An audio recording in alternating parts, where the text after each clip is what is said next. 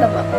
Perkenalkan, nama saya Tiara Pertiwi dengan NIM 056 dan bersama rekan saya, Bung Firmansyah Watimena dengan NIM 011. Di sini kami akan menjelaskan tentang analisis ukuran dan uji endap apung. Assalamualaikum warahmatullahi wabarakatuh. Perkenalkan, nama saya Bung Firmansyah Watimena dengan NIM 07317 Di sini saya akan menjelaskan mengenai dengan pengayakan. Pengayakan dilakukan untuk menentukan ukuran butiran tertentu sesuai dengan yang diinginkan.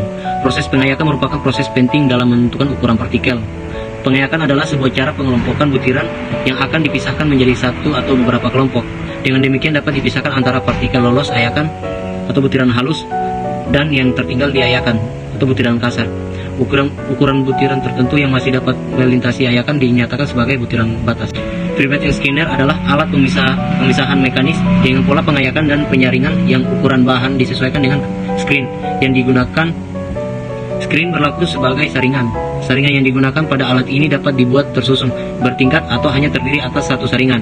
Saringan yang digunakan memiliki nilai mesh yang menyatakan jumlah lubang per 1 mm. Saringan yang digunakan pada alat vibrating scanner umumnya memiliki nilai mesh 100-200. Saringan bertingkat dengan nilai mesh sama akan memperbaiki kualitas dan keseragaman hasil. Sedangkan saringan bertingkat dengan nilai mesh berbeda akan menghasilkan beberapa produk dengan keseragaman berbeda. Bahan yang diayak bergerak di atas ayakan berdasarkan melalui lubang kemudian terbagi menjadi fraksi-fraksi yang berbeda. Hal ini dapat terjadi sebagai akibat dari perubahan posisi permukaan ayakan atau melalui pergeseran bahan yang diayak. Beberapa mesin pengayak bekerja dengan gerakan melingkar atau ellipsoid terhadap permukaan ayakan. Pada jenis ayakan statis, bahan yang diayak dipaksa melalui lubang dengan menggunakan batuan udara kencang atau air deras. Ini adalah dimensi beberapa jenis ayakan. Ada ukuran lebar 100 mm dan tingginya 35 mm. Ini ada beberapa jenis yang bisa dilihat pada gambar ini. Ini adalah contoh fraksi standar. USA 4 mm, Taylornya 5 mesh, jumlah bukaan per inci linear. 1 mm, jumlah bukaan per inci linear 16 mesh. 0,125 mm, jumlah bukaan per inci linearnya 115. Uji ketercucian batubara. Pencucian batubara dilakukan dengan memanfaatkan perbedaan densitas relatif untuk memisahkan batubara bersih dari sol yang berkadar abu tinggi. Densitas relatif adalah perbandingan densitas suatu benda dengan densitas air.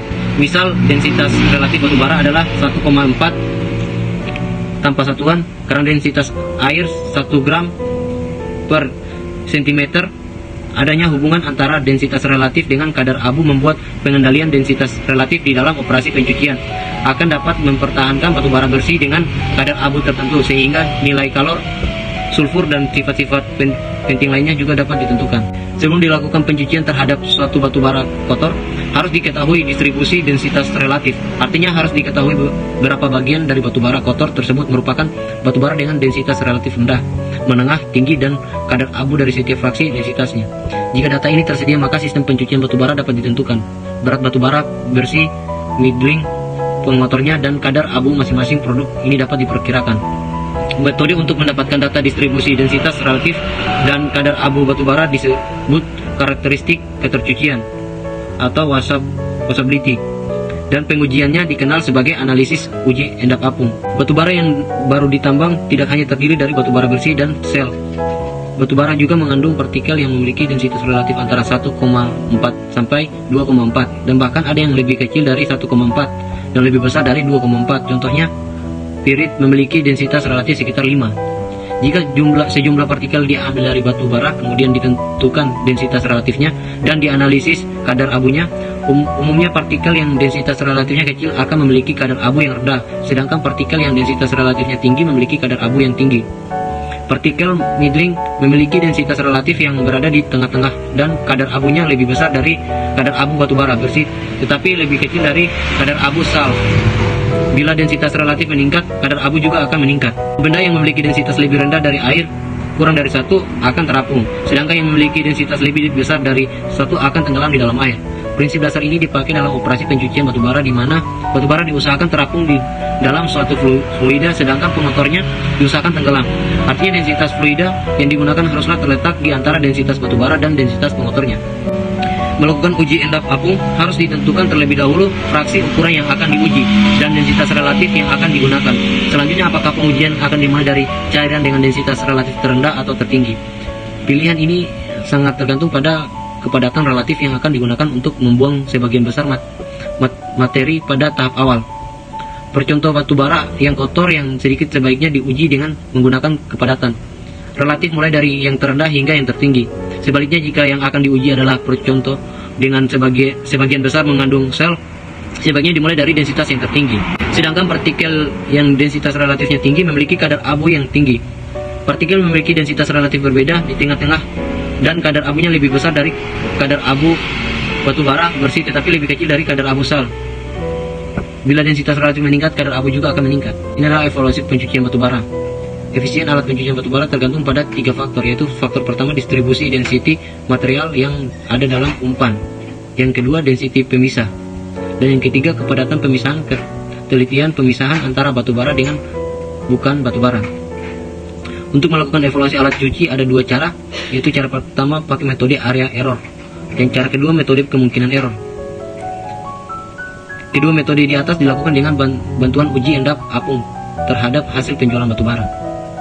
Analisis strong evaluasi dilakukan terhadap alat di pabrik pencucian batubara atau washing plant yang sudah ada, dilakukan di laboratorium khusus untuk baung jig sebelum washing plant ada. Tahapannya: 1. Analisis ayak dengan hasil fraksi-fraksi. Ada egg cold bila ukuran butir 1-2 inci, nut cold bila ukuran butir 0,5 sampai 1 inci, peak cold bila ukuran butir 0,25 sampai 0,5 inci, slack and fine bila ukuran butir 0,25 inci. Terhadap masing-masing fraksi dilakukan proses pencucian dengan baung jig skala laboratorium. Hasilnya adalah waste cold, batubara tercuci, dan reject atau discharge kotoran. 2. Timbang waste cold dengan discharge. 3. Lakukan uji endap apapun baik terhadap waste cold maupun discard menggunakan cairan berat dari SG 1,20 sampai dengan 1,90. Hasil baik yang tenggelam dan ditimbang, pembuatan tabel, pembuatan grafik. Itu saja presentasi saya. Selanjutnya akan dilanjutkan oleh rekan saya Tiara Pertiwi. Materi selanjutnya yaitu adalah uji endap apung. Pada processing and fold adalah salah satu pemisah antara mineral berharga dengan mineral tidak berharga. Dengan berdasarkan pada perbedaan berat jenis antara mineral-mineral yang akan dipisahkan dengan densitas suatu media. Selain berdasarkan pada perbedaan densitas, ukuran partikel dan kekentalan, media pun akan mempengaruhi terhadap waktu dan kecepatan jatuh partikel di dalam proses pemisahan. Tujuan ini selain untuk menentukan densitas, media pemisah juga untuk mengevaluasi efisien pada alat pemisah dalam suatu proses pemisah, sehingga baik buruknya suatu proses pemisah dapat diketahui.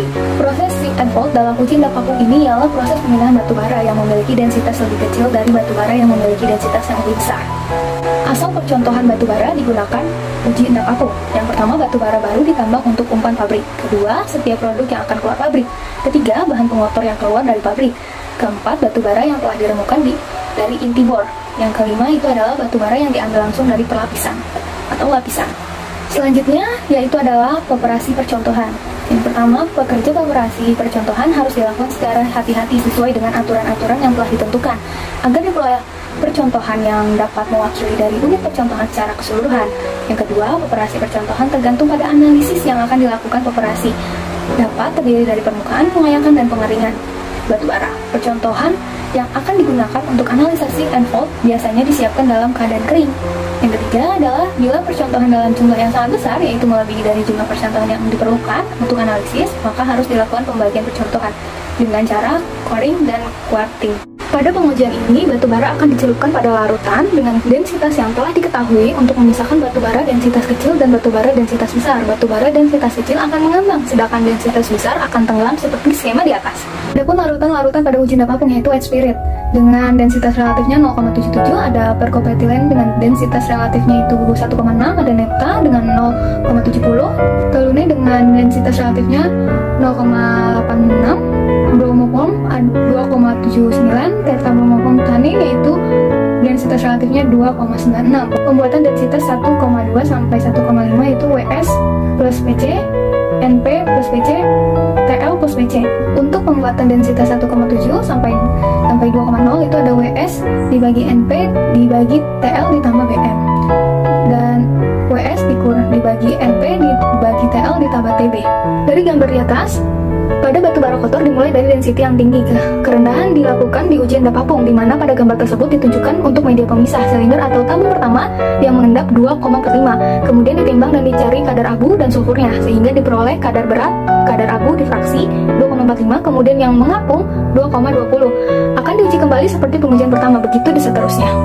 Sebaliknya, batu bara dengan densitas yang rendah akan diuji endap, kemudian partikel density yang kecil yang akan mengapung akan difiltrasi dan ditimbang. Selanjutnya, partikel densitas yang lebih besar akan diuji endap apung lagi, dan seterusnya. Berat minimum percontohan biasanya menggunakan pendekatan 5,24 dikali dengan diameter rata-rata. Satuannya milimeter. Dari gambar yang kita lihat, dari density rendah bisa jadi dari awal sudah diketahui densitasnya masing-masing. Batu bara 1,3 relatif density atau density batu bara yang kita lihat ada bagian terapung dan bagian tenggelam. Faktornya karena adanya larutan pemisah. Salah satunya ini jadi hal tersebut dipisah dengan larutan pemisah dari density tertentu. Misalnya density 1,5 maka density 1,3 yang akan terapung. Untuk yang mengapung di bawah dan difiltrasi atau disaring untuk membilas larutan pemisah. Jadi partikel batu baranya saja dan dianalisis beratnya, kadar abunya, kadar sulfur. Dan di bagian nomor 2 yang tenggelam juga sama, untuk yang tenggelam akan diuji apung lagi dan mendapatkan density-nya 1,4 dan begitu seterusnya. Selanjutnya adalah kurva partisi. Di dalam pencucian batu bara, kurva partisi adalah suatu metode untuk menganalisis efisiensi pemisah suatu alat. Metode ini hanya berlaku untuk pencucian yang menggunakan metode perbedaan densitas relatif. Metode ini pertama kali diusul oleh Thom, yang kemudian disebut kurva Thom. Nama lain yang sering dipakai dari kurva distribusi yaitu distribusi curve atau kurva kesalahan atau error curve. Untuk menentukan kurva ketercucian batu bara ini, kita harus mendapatkan hasil analisis ujian dap apung terlebih dahulu. Di sini kami mengambil data dari PT Calvin Rimacol, bisa dilihat dari tabel di atas. Nah, di sini kita hitung data ketercuciannya. Untuk mendapatkan kurva ketercuciannya, bagaimana cara mendapatkannya? Berikut adalah cara menentukannya. Dari tabel tabulasi pembuatan kurva ketercucian batu bara ini, untuk mendapatkan kurva ketercuciannya, kami sudah hitung di setiap kolomnya. Nah, dari tabel ini, kolom pertama menunjukkan fraksi densitas relatifnya. Lalu ada masa percontoh setiap fraksinya. Lalu pada kolom 2, kita melalui data persentase beratnya, bukan dari masa percontohan tadi. Jadi pada kolom 2 ini didapat dari membagi berat setiap fraksi dengan jumlah berat seluruh fraksi, bukan berat percontoh tadi. Selanjutnya ada kolom 3 yang merupakan kadar abu dari setiap fraksi densitas relatif yang sudah diketahui. Lalu pada kolom 4 merupakan persen berat abu di fraksi terapung pada densitas pemisah tertentu. Rumusnya yaitu kolom 2 dikali kolom 3 dibagi 100. Pada kolom 4 yaitu persen kumulatif berat abu. Data ini didapat dari menjumlahkan kolom 4 secara kumulatif. Lalu kolom 6 merupakan kumulatif persen berat apung. Kolom ini diperoleh dari menjumlahkan kolom 2 secara kumulatif. Pada kolom 7 merupakan persenan dari kadar abu dari kumulatif fraksi yang terapung. Ini didapatkan dari persamaan kolom 5 dibagi kolom 6 dikali ke 100. Dan kolom 8 merupakan persenan berat abu di dalam fraksi terendapan pada densitas pemisah tertentu, didapat dari jumlah kolom 4 dikurang setiap fraksi kolom 5. Lalu kolom 9 merupakan kumulatif persen berat yang terendapan, didapatkan dari 100 dikurang kolom 6. Selanjutnya kolom 10 yang merupakan persen kadar abu dari kumulatif fraksi terendapan. Ini didapat dari kolom 8 dibagi kolom 9 dikali 100. Pada kolom 11 merupakan densitas relatifnya.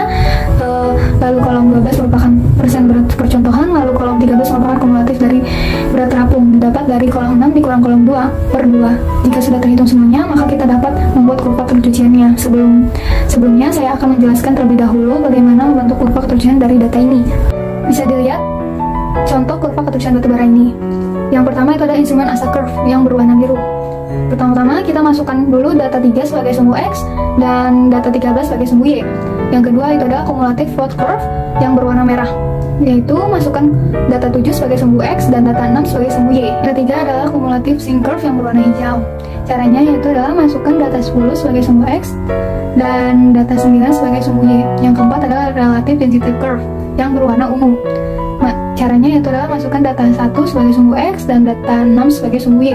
Yang kelima itu adalah nerve gravity curve yang berwarna biru muda.